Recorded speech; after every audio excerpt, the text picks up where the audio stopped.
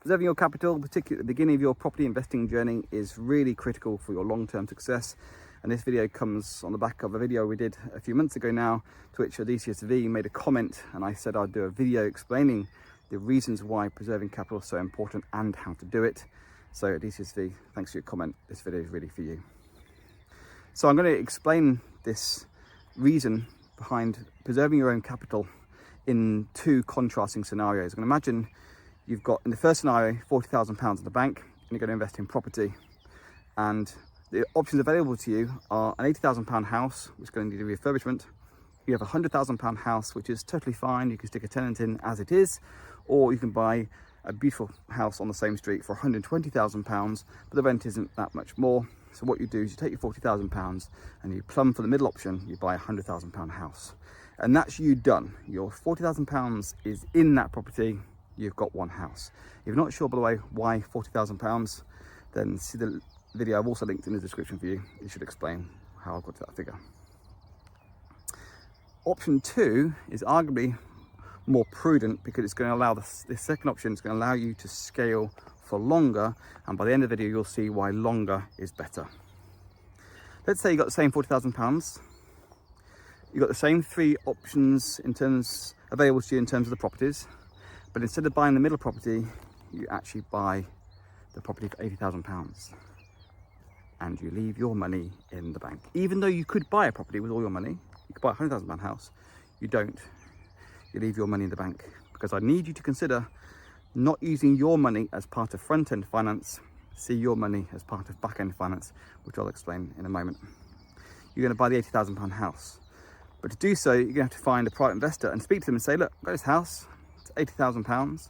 I'm also going to need to borrow, please, £20,000 for the refurbishment.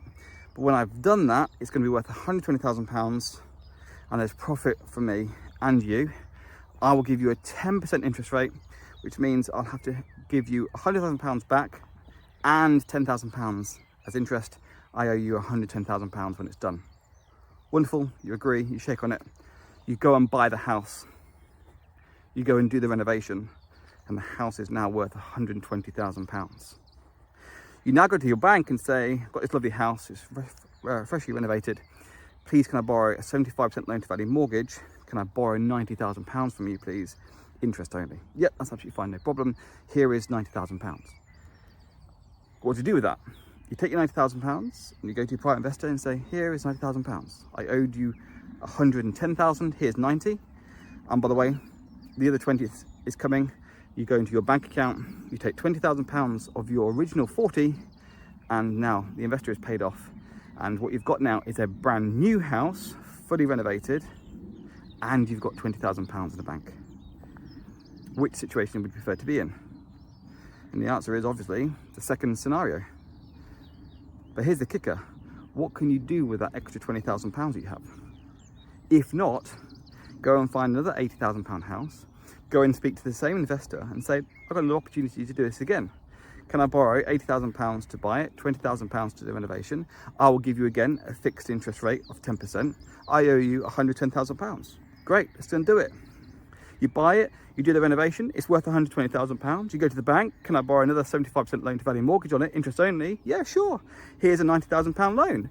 What do you do with that money? You take it, you give it to your private investor, you owe them 110, you've given them 90, they still need 20. But what have you got in the bank? You've got £20,000. You hand that over, and now in scenario two, you've got two beautiful, fully renovated houses, and you are 100% better off than the person who used their own money for front-end finance and didn't preserve their capital. And here's the thing, I know it's only the difference between one and two properties, but see it from the perspective of proportionality. This is the point I was trying to make out. This idea of concept of proportionality runs throughout the property investing concept. It's so important.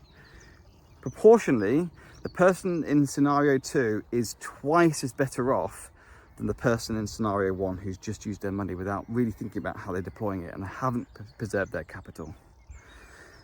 Let's say you can double your portfolio size, for sake of argument, in 10 years. Of course, that becomes 4 versus 2. Another 10 years, that's 8 versus 4, and then, of course, 16 versus 8. So the difference early on in terms of the numbers is not that significant. The real growth comes when it compounds over the long term. And this is why preserving your capital is critical to long-term success, because if you use other people's money and do a refurbishment and keep your money for back-end finance, you will be able to continue to scale for longer, which is the secret to long-term success. If you found this video helpful and you want more buy-to-let property investing content, then give this video a like and hit subscribe. And if you've got this far to the end, you are one of those few loyal people who really are serious about investing in property. Email me, joshua@foundedproperty.co.uk. I am starting a completely free, this will be skeptical, property investing mastermind. If you've got this far, email me. It's entirely free. It will be for free for as long as you stay part of it, and I'll explain why and how in an email I'll send back to you in reply. If you've got this far, you've seen this, you are serious and committed. That's it for this one. I look forward to seeing you in the next one. I wish you all the best in your property investing endeavors.